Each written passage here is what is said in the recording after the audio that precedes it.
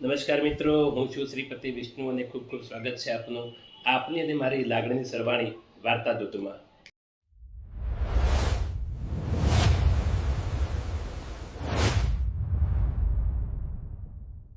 વાર્તા દૂધમાં આજે આપણે માણીશું એક ટૂંકી પણ પ્રેરણાદાયી વાર્તા. એક કોલેજના પ્રોફેસર પોતાના વિદ્યાર્થીઓને ફિલોસોફીનું લેક્ચર આપી રહ્યા હતા. તેઓ આજે વિદ્યાર્થીઓને તણાવ મેનેજમેન્ટ સમજાવી રહ્યા હતા. પોતાના લેક્ચર દરમિયાન તેમણે પાણીથી ભરેલો એક ગ્લાસ પોતાના હાથમાં લીધો. ક્લાસના વિદ્યાર્થીઓને લાગ્યું કે આજે પ્રોફેસર એ જ ચીલાચાલુ અડધો ભરેલો ગ્લાસ અને અડધો ખાલી ગ્લાસની ફિલોસોફી સમજાવશે.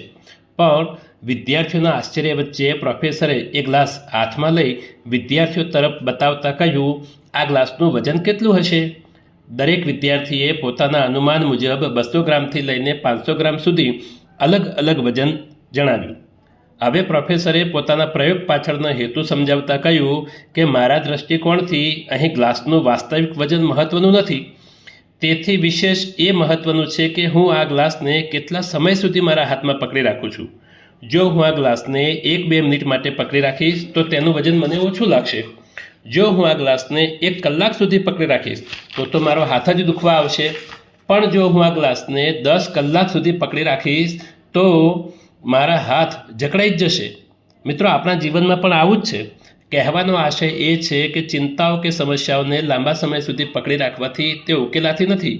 ઉલટાનું તે આપણી કાર્યક્ષમતાને ઘટાડે છે. માટે તણાવમુક્ત થવા માટે ચિંતાઓને સમયસર છોડતા શીખવું જોઈએ. આજની આ બોધપ્રદ સુંદર વાર્તા મને સંદેશ ન્યૂઝપેપરની મેનેજમેન્ટ ટિપ્સ નામની કોલમમાંથી મળી છે, જે ઉન્મેષ દીક્ષિત દ્વારા લખવામાં આવે છે અને તેમણે આ પ્રસંગ વિન્સેન્ટ ડી સિલ્વા નામના લેખકના પુસ્તકમાંથી લીધો છે. તો મિત્રો, તમને આજની આ વાર્તા કેવી લાગી અમને કોમેન્ટમાં જરૂરથી જણાવજો. આવી જ પ્રેરણાદાયી વાર્તાઓ માટે અમારી યુટ્યુબ ચેનલ વાર્તા દૂધને સબસ્ક્રાઈબ કરવાનું ભૂલતા નહીં. Thank you for watching. આવજો. Good bye.